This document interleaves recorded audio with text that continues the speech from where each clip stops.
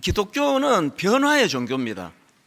그 변화가 일어나지 않는 교회가 있다면, 또 예수 믿은 지 오래됐는데 그 삶에 전혀 변화가 일어나지 않는다면 그 자체가 중병에 든 겁니다. 그래서 제가 아까 일부 시간에 왜 기독교가 변화의 종교인지를 막 여러 사례를 들어서 설명을 하다가 보니까 시간이 너무 길어져 가지고 뒤에 막 허겁지겁 가서 이제 과감하게 이제 그런 사례들을 다 제가 뺐는데요. 그런데 아무리 시간이 가도 절대로 뺄 수 없는 사례 하나를 읽어드리면 이게 뭘 말하는지 아마 이해가 확 되시리라 생각합니다. 지금 우리는 이제 믿지 않는 이웃을 초대해가지고 함께 지금 예배 드리는 새생명 축제가 진행되는데요. 그 새생명 축제를 앞둔 바로 그 전주입니다. 어떤 성도님이 우리 교회 홈페이지 게시판에 글을 올리셨는데요. 제목이 불편하고 부담스러운 새생명 축제.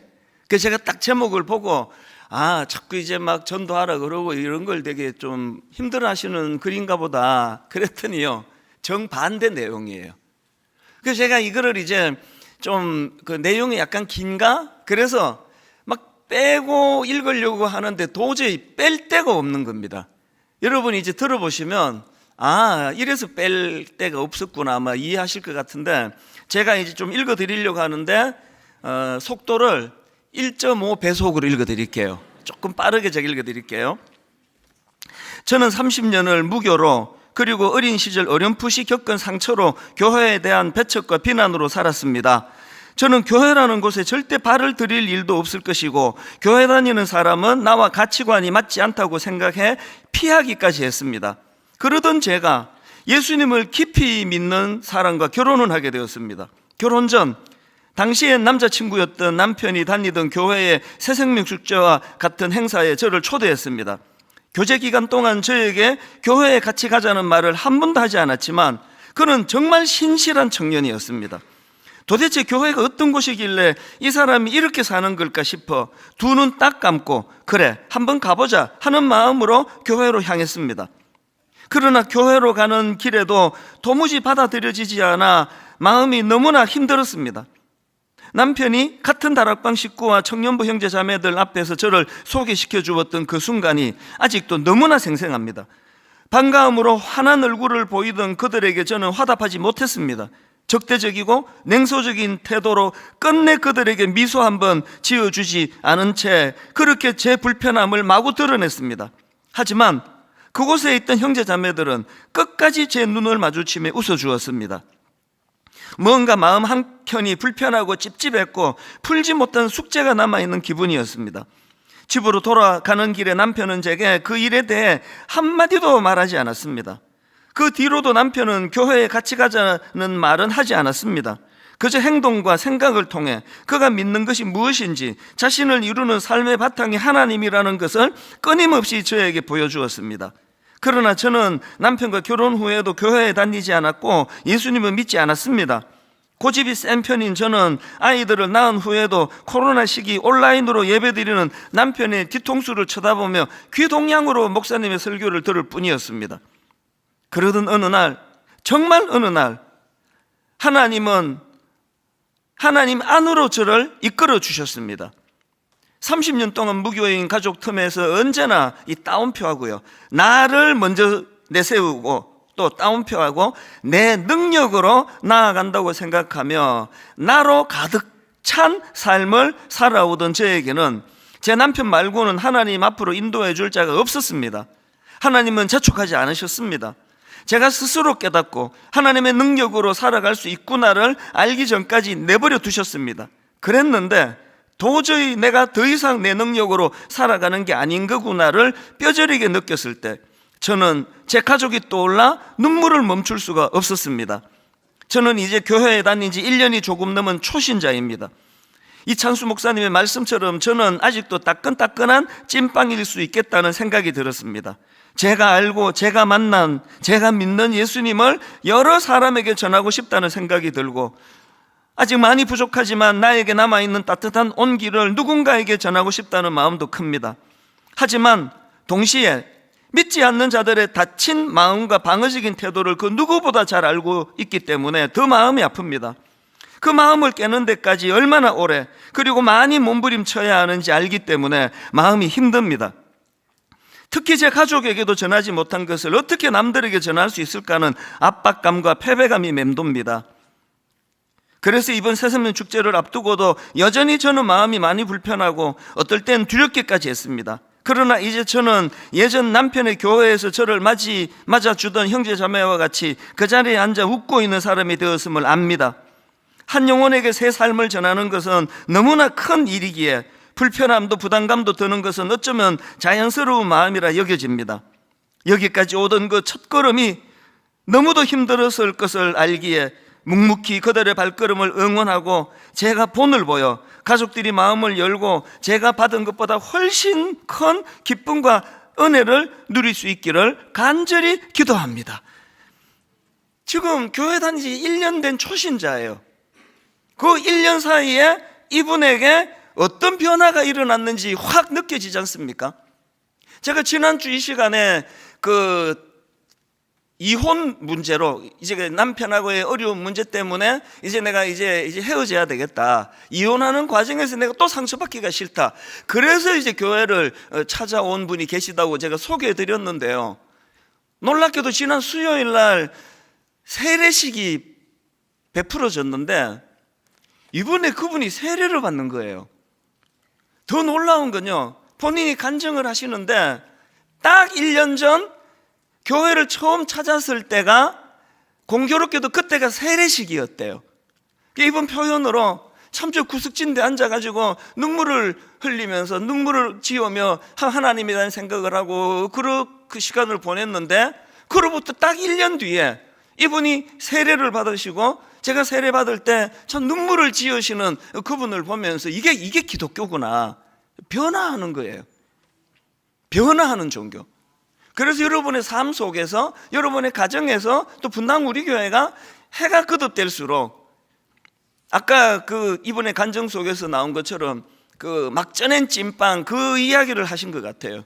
처음 예수 믿으면 너무나 새로운 세계로 들어가는 따끈따끈한 하나님의 인도하심을 경험하는데 좀 오래 예수를 믿으면 이게 다 식어버리는 게 인간이라고 한다면 이 새생명 축제를 통해서 초대돼 오신 분들은 말할 것도 없고 저같이 모태신앙, 목사 오래 성경을 끼고 있으면서도 이제 이게 내가 다 식어빠진 찐빵 같은 인생 아닌가? 이런 것들이 다 회복이 되는 놀라운 은혜와 역사가 예배 중에 일어나기를 바랍니다. 그래서 제가 이 새생명 축제 둘째 날인 오늘 이 본문 말씀을요, 사실은 제가 한 3번, 4번 이 본문으로 설교를 다 했습니다. 그런데 계속 이 말씀이 제 마음속에서 맴도는 겁니다. 그래서 오늘 제가 여기서 딱 2가지 포인트 본문에 나오는 그 표현을 가지고 이제 이 말씀을 좀 풀어나가 보려고 하는데요. 뭐 본문은 너무 유명해서 교회 처음 다니는 분도 다 아는 이야기예요. 잔치집입니다. 세상에서 가장 행복한 순간 혼인잔치 아닙니까? 혼주인 부모 입장에서도 당사자들 입장에서도 그렇게 너무나 흥겨운 잔치가 배설이 됐는데 불행하게도 그 도중에 문제가 생깁니다. 이게 제가 다루고자 하는 첫 번째 포인트인데요. 그 내용을 성경을 직접 읽어드릴게요. 요한복음 2장 1절부터 3절입니다. 사흘째 되던 날 갈릴리 가나에 혼례가 있어 예수의 어머니도 거기 계시고 예수와 그 제자들도 혼례의 청함을 받았더니 그 다음 3절 포도주가 떨어진지라 한 주 내내 제가 포도주가 떨어진지라. 그 나라 그 혼인잔치에서 이 포도주가 떨어졌다는 것의 의미는요, 이게 뭐 여러 음식 준비한 것 중에 이 손님들이 이거 좋아하셔서 빨리 떨어졌는 이 차원이 아니에요. 이제 그 환경적인 그 날씨나 뭐 이런 것들을 가지고도 그렇고 또 그 구약의 어떤 그 종교 행위적인 부분으로도 그렇고 그 포도주가 가지는 의미는 엄청난 거거든요. 지금 그 잔치집에 포도주가 떨어진 게 어떤 의미인가를 상징적으로 제가 성경 한 구절을 인용할까 하는데요. 시편 104편 15절입니다. 사람의 마음을 기쁘게 하는 포도주와 즉 성경이 묘사하는 포도주는 기쁨을 주는 도구로서의 차원에서의 그런 그 도구라는 거죠. 포도주가 기쁨을 상징하는 도구입니다. 그런데 그 포도주가 떨어져 버린 거예요. 이건요, 혼주 입장에서는 말로 다 할 수 없는 부끄러움과 수치가 드러나는 일이고요, 하객들 입장에서는 이게 조롱받은 기분이에요. 지금 포도주도 준비 안 해놓고 지금 우리를 초대한 거야? 이런 엄청난 일이 지금 벌어진 거거든요. 여러분, 제가요 한 서너 번 설교한 이 본문을 다시 끄집어낸 건 딱 두 포인트인데, 첫 번째 포인트가 이겁니다. 제가 왜 이 포도주가 떨어진지라 가장 중요하게 여기던 그 포도주가 떨어지는 이것을 마음에 품는가 하면, 여러분 잘 들어보세요. 여러분, 인간이 만든 잔치는요, 어딘가에게 결핍이 생긴다는 거죠. 인간이 준비한 행복을 위하여, 기쁨을 위하여 마련한, 그래서 배설한 잔치에는 무엇인가로는 반드시 결핍이 생긴다는 사실이에요. 어제 새벽에 제가 아주 독특한 경험을 했는데요, 이제 이 말씀을 제가 묵상하고 정리하고 그런 시간을 보내고 있는데 갑자기 인생이 너무 불쌍해지는 겁니다. 제 아내를 포함해서, 또 저를 포함해서, 그리고 제가 21년 동안 분당 우리교회 개척한 이후로 수많은 포도주가 떨어진 분들 상담하고 기도해 주는 일을 했거든요. 조금 어려우면 교구 목사님을 찾아가서 기도해 달라 그러세요. 많이 힘들면은 담임 목사를 찾아요. 그런데 1만 수도 파서 운동하기 전에 뭐 한 2만 명, 2만 3천 명 이렇게 출석하다가 보니까 너무너무 힘든 분들만 해도 그게 한 주 동안에 제가 하는 일 중에 굉장히 큰 많은 일에서 해당되는 일이었거든요. 어제 새벽에요, 갑자기 인생이 불쌍하다는 생각이 들면서 그 슬펐던 많은 이야기들이 떠올려지면서 제 마음에 감정이입이 된 거예요. 성경에 예수님께서 그 우리들의 연약함을 체휼하신다는, 그게 바로 감정이입과 연관되는 말이에요. 그냥 입에 발린 말로 위로해주고 이게 주님의 체휼이 아니거든요. 어제 새벽에 그걸 제가 경험한 거죠. 너무나 기대에 찬 기쁨에 넘치는 결혼으로 시작을 했는데 결혼 생활 얼마 지나지도 않고 어려움이 생기고 눈물을 흘리고, 그리고 심지어는 저를 만난 어떤 그 여성도님은 너무나 지금 그 절망이 찾아와서 이제 그 집이 고층 아파트인데 자꾸 뛰어내리고 싶은 충동이 마음에서 일어나 너무 본인이 무서워서 그렇게 이제 저를 찾아온 케이스도 이제 기억이 나는 거죠. 또 그런가 하면은 사랑하는 남편이나 아내를 먼저 천국 보내드리고 그 말로 다 할 수 없는 상실감을 가지고 그렇게 눈물을 짓던 그런 분들이 어제 새벽에 마음속에서 제게 아픔으로 찾아왔어요. 심지어는요, 아무런 문제가 하나도 없을 것 같이 멀쩡하게 살아가는 그 어떤 사람의 공허함을 여러 번 제가 그것을 목도를 했기 때문에, 그래서 어제 오전 내내 너무 마음이 우울하고 깔아앉고, 어제는 또 낮 12시에 주례, 오후 2시에 주례, 이제 결혼식 주례는 또 굉장히 밝고 막 분위기를 만들어야 되는데, 그래서 막 약 먹고 막 두통도 오고 어제 아침에 굉장히 힘든 시간을 보냈습니다. 사실은 조금 전에 두통약 먹고 또 약 먹고 왔습니다. 이게 회복이 잘 안 돼요. 이 감정이입이라는 게 그 수많은 사람들의 아픔을 제가 같이 공감한다는 것은 그 무게감이 짓누른다는 말이 맞을 거예요. 왜 하나님은 어제 새벽에 저에게 이런 일을 경험하게 하셨을까요? 그리고 지금 오늘 말씀 전하는 지금까지도 컨디션이 돌아오지 않는 이런 상태로 말씀을 전하게 하셨을까요?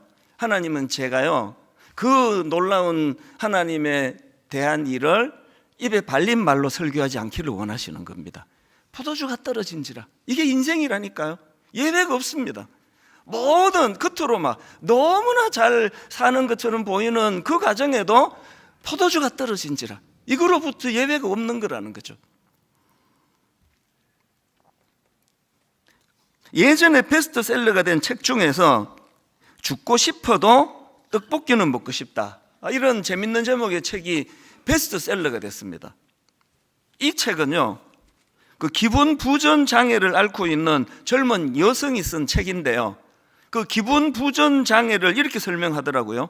가벼운 우울감, 그리고 식욕 저하, 무기력감 저하 등의 증상이 지속적으로 나타나는 질환.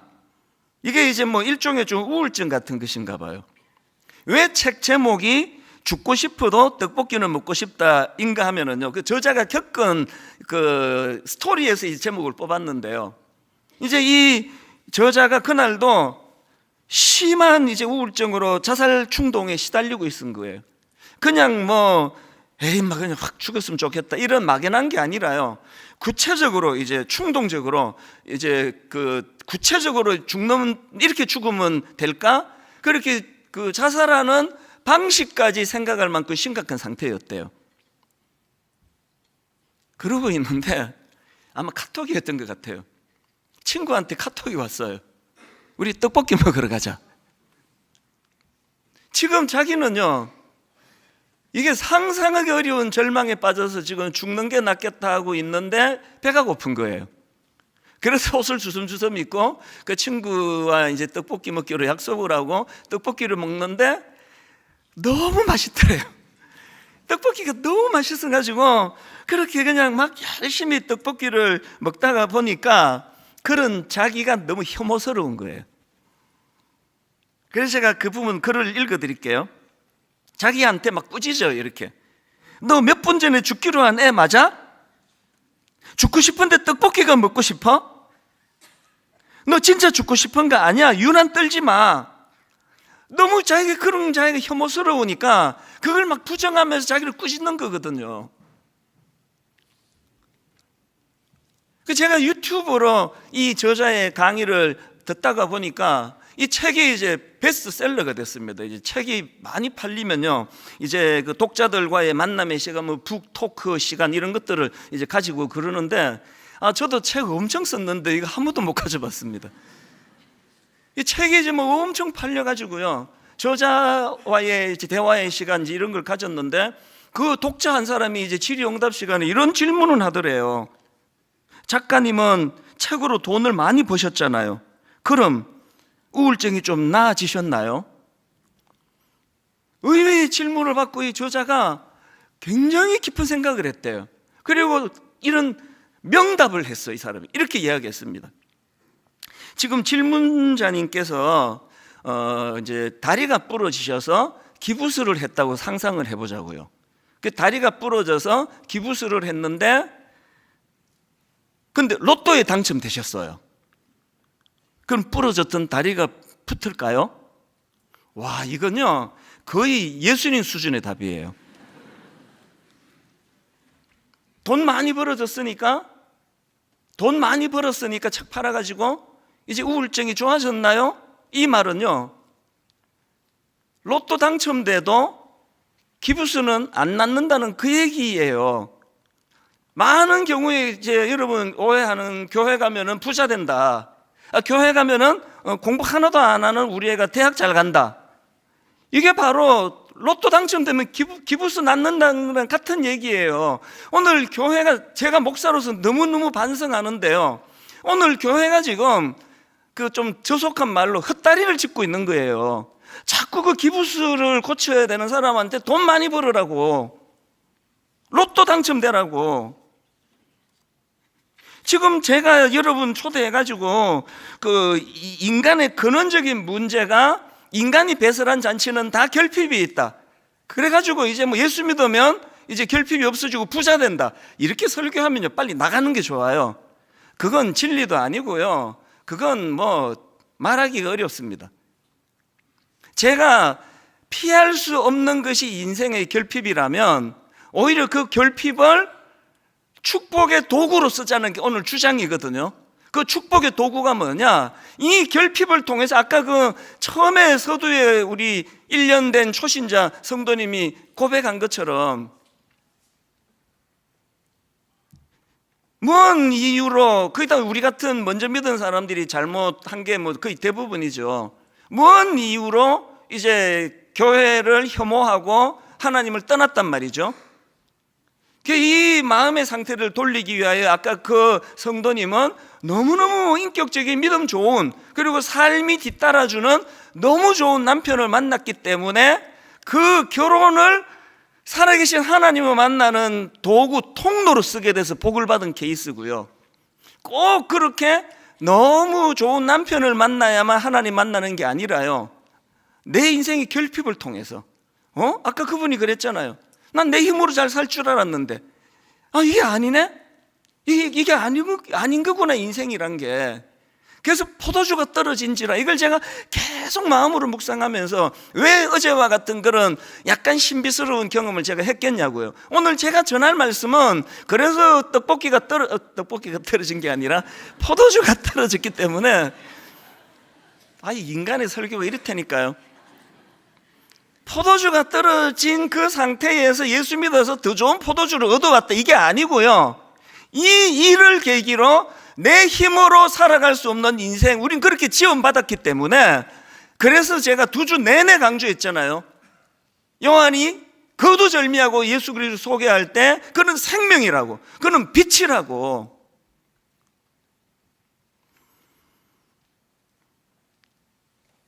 아무리 우리가 돈 많이 벌어가지고 이제 막 포도주 떨어지는 이런 일이 없고요, 막 테이블마다 막 최고 포도주 2개씩 올리고, 막 집에 갈 때 손님들한테 막 포도주 한 상자씩 선물로 할 만큼 많은 돈을 내가 소유하고 있다 하더라도, 인간의 근원적인 포도주가 떨어진지라고 하는 것이 말하는 그 결핍은 메꿀 수 없다는 걸 자각하는 게 이게 신앙이에요.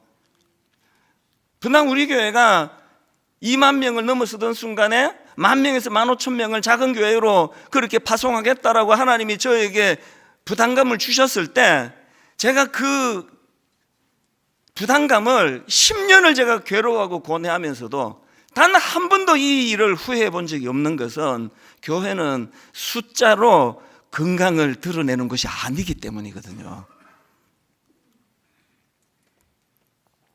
주님이 생명이시고 주님이 빛이라고. 그래서 그 구약에 보면은요, 되게 상징적입니다. 창세기 5장에 보면은요, 5장 1절에 이렇게 말합니다. 이것은 인간 아담의 계보를 적은 책이니라. 그리고 나오는 게 낳고 죽고 낳고 죽고 낳고 죽고 낳고 죽고 쭉 나와요. 집에 가셔서 창세기 5장 한번 보십시오. 그리고 놀랍게도 이제 신약 시대로 와서 마태복음을 딱 피면은 1장 1절 이렇게 말합니다. 아브라함과 다윗의 자손 예수 그리스도의 계보라. 그리고 놀랍게도요, 1장 1절 나중에 보세요. 낳고 죽고가 안 나와요. 그게 상징이죠. 오늘 제가 주장하는 건, 여러분, 인간의 삶은요, 포도주가 떨어진지라 이게 축복이에요. 이 복 중의 복입니다. 아까 그 자매님이 난 내 힘으로 내 인생을 영위할 수 있었는데 이게 아닌 거네? 이걸 자각하는 게 복인 거거든요.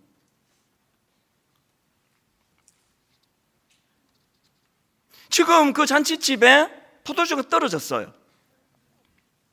그 모든 문제 해결의 출발은요, 거기에 예수님이 계셨다는 거죠. 더 중요한 건 마리아예요. 마리아가 포도주가 떨어진 사실을 알자 그 사실을 가장 먼저 예수님께 알려요. 지금 포도주가 떨어졌다고. 이게 전부 다 지금 성경에 기록된 건 그 상징적인 표현이에요. 우리가 어떤 행동을 취해야 되는지를 보여주는. 그 마리아가 예수님에게 포도주가 떨어졌다는 사실을 알려요. 그리고 그것만이 아니에요. 그리고 그 사실을 5절에서 보니까 하인들한테 알리는데요. 그의 어머니가 하인들에게 이르되 너희에게 무슨 말씀을 하시든지 그대로 하라 하니라. 지금 마리아가 행하는 이 두 측면이, 이게 세상의 축제예요. 어떤 결핍된 인생, 모든 인간이 만든 잔치는 결핍이 있다는 사실. 심지어 목사 가정인 저희 가정에서도 끊임없는 제가 자녀들에게 아버지로서 참 많은 결핍을 느끼고 부족을 느껴서 늘 눈물을 지으면서 괴로워하며 기도하는 게, 아버지 저에게 지혜를 주시기 원합니다. 제가 청소년 사역할 때요, 안 믿으시겠지만 날렸던 사람이에요. 이게 진짜인데? 어마어마했습니다. 책 초 베스트셀러가 됐고요. 모든 사람이 다 저에게 말했습니다. 목사님은 애들 걱정 없겠습니다. 저도 그런 줄 알았거든요. 우리 집에도 애비가 포도주가 떨어진지라 내 지혜로는 참 아이들을 잘 섬기지를 못하겠어요. 그게 인간이에요.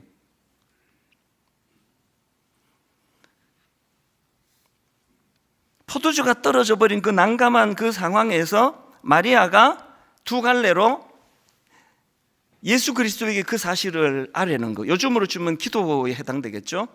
그리고 하인들에게 무슨 얘기를 합니까? 순종해라. 예수님이 뭘 요구하시든지 거기에 순종해라. 그 잔치집이요, 그날 포도주가 안 떨어졌다고 치자고요.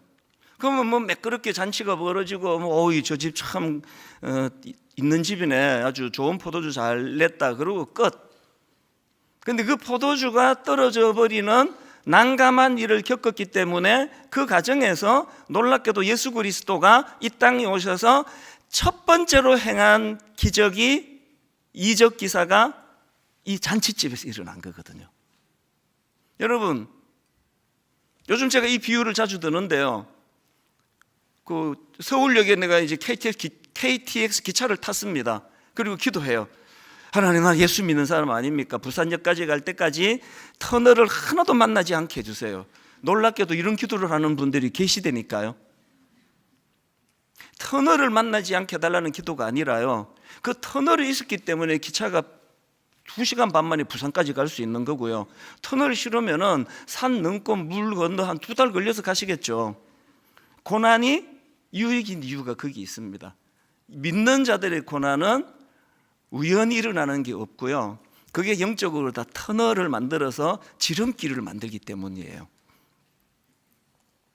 내 결핍을 축복의 통로로 쓰기 위해서는 그 결핍의 사건에 영적인 의미를 부여해 주시는 예수 그리스도를 만나는 통로가 되기 때문에 이것이 우리에게 축복이 될 수 있다.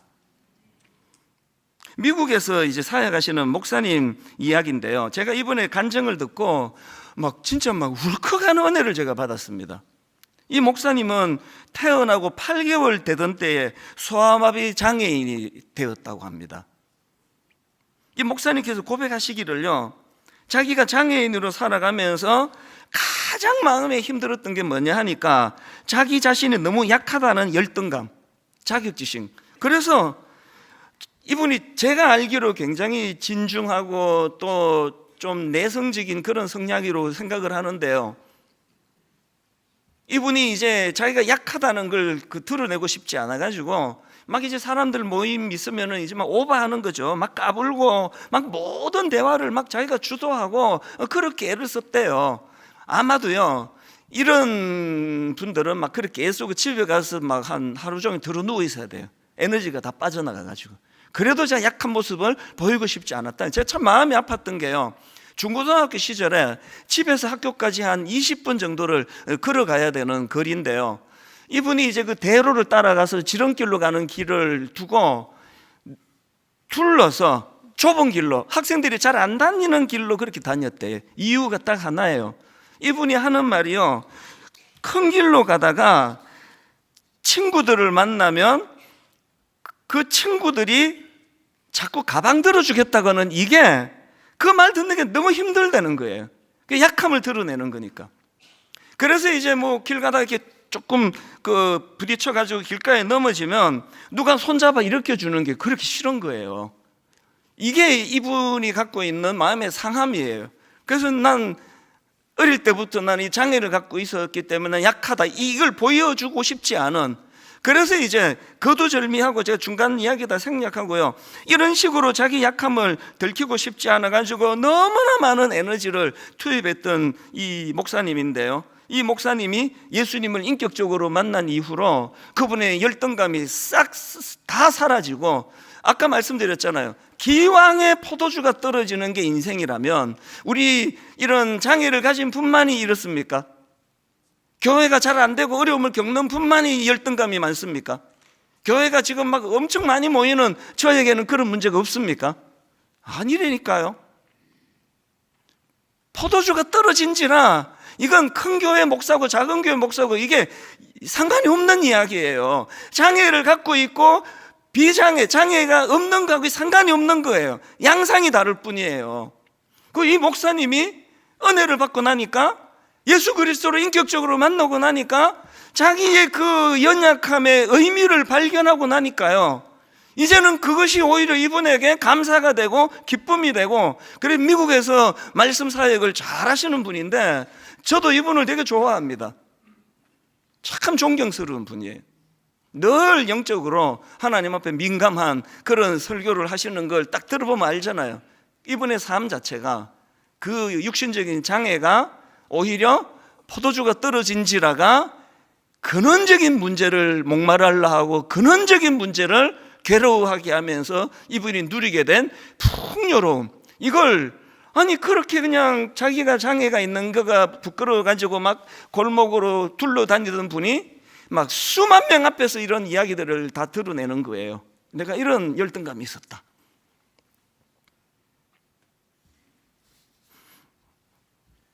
이게 첫 번째 포인트고, 두 번째 포인트는 간단하게 제가 정리를 이렇게 해드릴게요.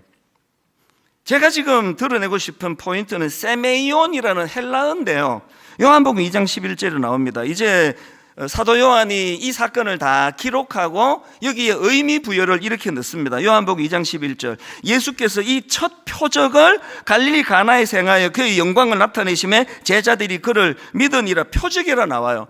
마태, 마가, 누가복음에 보면은 이런 기적의 사건을 그 미러클이라고, 이 기적으로서 표현하는 데가 많은데요, 요한복음에서는 오늘 이 기적의 사건을 표적이라고 표현했는데 이게 헬라어로 세메이온입니다.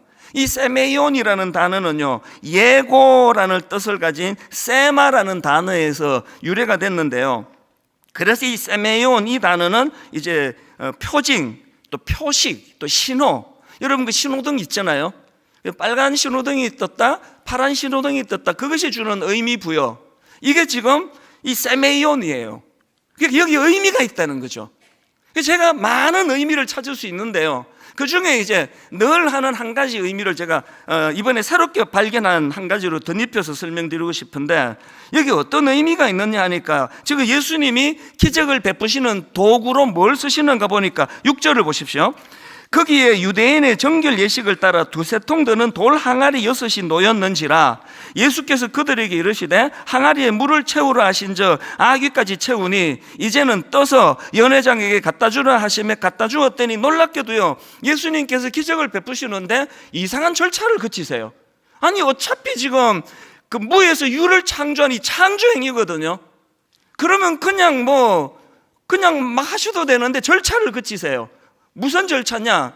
문 입구에 돌 항아리가 거기 지금 이게 종교적인 어떤 절차를 따라서 그 항아리를 두었는데요, 그 돌 항아리 6개의 이제 그 상징적인 특징이 뭐냐 하면은 들어올 때 손 씻는 물이에요. 아시겠죠? 역할이 끝난 거예요. 쓰임새가 끝나버린 거예요. 근데 예수님이 굳이 그 놀라운 기적을 베푸시는데 돌 항아리, 성경에 보면은 돌 항아리에 물을 채우라 그래요. 무슨 뜻입니까? 다 썼어요. 이제 저 돌 항아리는 거추장스러운 존재인데 주님께서는 그 돌 항아리를 기적의 도구로 지목하셔서 사용하고 계시다라는 거죠. 제가 앞에 예와 아까운 사례 다 빼고도 1부 때 이야기를 못 드렸기 때문에 앞에 걸 다 뺐습니다. 왠지 아십니까? 내가 예수를 믿는다는 것은요, 쓰임새가 다한 인생에게 놀라운 구정물 같은, 손 씻고 남은 구정물 같은 인생, 이제는 눈길 하나 주지 않는 돌 항아리 같은 인생을 통하여 향내나는 포도주를 만드는 재료로 쓰신다는 거예요. 이게 왜 이렇게 저에게 소중했을까요? 제가 돌 항아리거든요. 전가족 이민을 저희 가족은 80년 초에 했는데요, 저 혼자 이제 늦게 따로 들어가서 제가 이제 20대 초반에 미국 생활하면서 제가 겪어야만 했던 그 저의 존재감, 아이덴티티는 저는 꾸정물이었습니다. 그리고 저는 돌 항아리였어요. 손 씻고 버린 물 같은 존재. 이제는 눈길 하나 주지 않는 돌 항아리 같은 존재. 저도요, 아까 죽고 싶어도 떡볶이는 먹고 싶다 그 저자까지는 아닌데요, 굉장히 많은 자살 충동에 시달렸던 사람이에요. 그리고 그때는 뭐 우울증 이런 용어도 없을 때인데 지금 돌아보면 그게 초기 우울증 같은 거예요. 세상에 대한 분노가 많았고요. 제가 요즘 같으면 막 아주 표독스러운 악플을 하루 종일 집에서 쓰면서 살았을 거예요. 온 세상이 행복한 게 너무 꼴보기 싫더라고요. 영어 잘하는 사람 특히, 미국 사람들. 그래서 이제 그 인도 사람이 좀 많은 그 265불짜리 원베드룸, 그거 뭐 바퀴벌레가 우글우글거리는 내 집으로 들어가는 과정에서 단독 주택에서 큰 개가 있으면 이유도 없이 돌로 쳐 죽이고 싶은 충동이 막 일어나던 게 저였어요. 이런 개새끼가 그러면서 막 이유도 없어요. 그냥 사람한테는 돌 못 던지니까 그냥 분노가 이제 감정이입이 글로 막 이런 경험을 했던 게 저예요. 그게 23살 때거든요. 그러고 보니까 딱 40년이 지났네요. 저는요, 돌 항아리였는데 예수 그리스도 손에 의해서 너무너무 향기로운 포도주가 되었습니다. 제가 좋은 사람이 됐다는 뜻이 아니고요, 예수 그리스도가 생명이고 예수 그리스도가 빛이라 그랬잖아요. 빛이 비추어진 거예요. 저는 발광하는 존재가 아니, 내가 빛을 내는 존재가 아니, 저는 달이에요. 보름달은 햇볕 해를 많이 머금었기 때문에 보름달이 된 거잖아요. 이 말씀을 너무 드리고 싶었습니다. 결론으로요, 지금 저희가 이제 가평 우리 마을을 10월 달에 오픈을 했는데, 이제 거기에 참 놀라운 일들이 그동안 희한한 일들이 여러 번 있었거든요. 거기에 지금 이제 제빵 제과를 총 책임지고 있는 분이 이제 원래는 여기 고길이에 유명한 맛집이었습니다. 거기가 유명한 카페였거든. 사장님이었는데 이제 가평 우리 마을이 이제 1단계, 2단계 장차 이제 그곳이 쉼터가 되고 약자들을 초대하고 이거에 이분이 너무 마음이 뜨거워가지고 놀랍게도 그 잘 되던 제빵 제과 빵집을 문을 닫아버렸어요. 그리고 가평 우리 마을 직원으로 들어왔습니다. 이제 오픈 예배가 드려지는 며칠 전에 저한테 연락이 왔습니다. 목사님, 지금 자기 밑에 이제 제빵 제과하고 있는 직원들이 몇 명 있는데 우리 직원들 한번 꼭 축복 기도해 달라고. 그래서 제가 가서 이제 기도를 해드렸거든요. 한 7, 8명 이렇게 이제 서서 대화를 했어요. 저는 이제 감사 예배 인도해야 되니까. 제가 형제님 무슨 기도해 드릴까요? 또 자매님은 어떤 기도를 해 드릴까요? 쭉 이제 묻는데요, 한 형제가 굉장히 젊어요. 이렇게 얘기하더라고요. 목사님, 오병이어의 기적이 일어나지 않았습니까? 그때 주님께서 어린아이의 작은 도시락을 재료로 해서 쓰셨는데, 이 형제가 이런 말을 해요. 그날 도시락 갖고 온 사람이 얘뿐이었겠습니까? 그런데 이 아이가 자기 도시락을 예수님께 드렸더니 5,000명을 먹이는 기적이 일어났다고 한다면, 제가 기왕의 제빵 제과 이 일로 들었었는데 가평 우리 마을로 온 이 일이 제가 예수님께 도시락을 드리는 사건이 되기를 원합니다. 너무 제가 감동을 했어요. 그래서 사실요, 거리도 멀고요, 주중에 막 따로 거기서 숙박을 해야 되고요, 또 재단에서 하고 있는 여기에 그렇게 막 호요식할 만큼 그렇게 월급을 줄 수 있겠냐고요. 월급 훨씬 자기가 받던 것보다 훨씬 깎여서 온 사람도 한둘이가 아니에요. 여러분, 가평 우리 마을을 방문하실 때 와, 건물 진짜 잘 지었거든요. 사진 앞으로 이제 곧 이제 거기서 영화 찍으면 안 되겠냐 연락 올 거나 확신합니다. 내가 다 생각해 놨어요, 조건을. 영화 찍으면 안 됐냐 그럼 이렇게 말하려고 해요. 거기 나 출연시켜주면 허락하겠다고. 그런 생각을 이제 해봤습니다. 이제 굉장히 저는 이제 거기가 유명한 그런 공간이 되리라고 믿지만요, 우리가 추구하는 그게 아니에요. 지금은 1단계고요 거기에서 우리가 2단계를 추구하는 거죠. 거기에 포도주가 떨어진 많은 사람들이 그곳에 와서 육적인 포도주를 채우고 가는 게 아니라 예수님 만나기를 원해요. 거기서 이제 안 믿는 사람들이 많이 오는 명소로 만들기 위하여 전략을 고심 중에 있습니다. 기도해 주세요. 결론을 이렇게 맺습니다. 오늘 여기 초대받아 오신 여러분들에게 제가, 우리 하나님은 강요하는 분이 아니세요. 아까 우리 자매님처럼 기다려 주세요. 그런데 포도주가 떨어졌더니 그 시장에 파는 포도주를 채워주더라, 이거를 기대하고 오시는 것이 아니에요.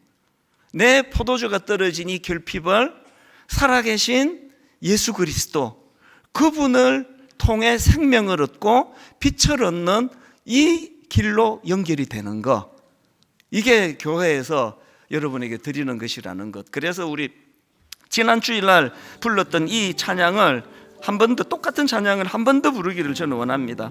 아버지 사랑 내가 노래해, 아버지 은혜 내가 노래해. 그 사랑 변함없으신, 거짓없으신, 성실하신 그 사랑이 어디로 연결되느냐 보니까 날 위해 죽으신, 날 위해 다시 사신 예수 그리스도.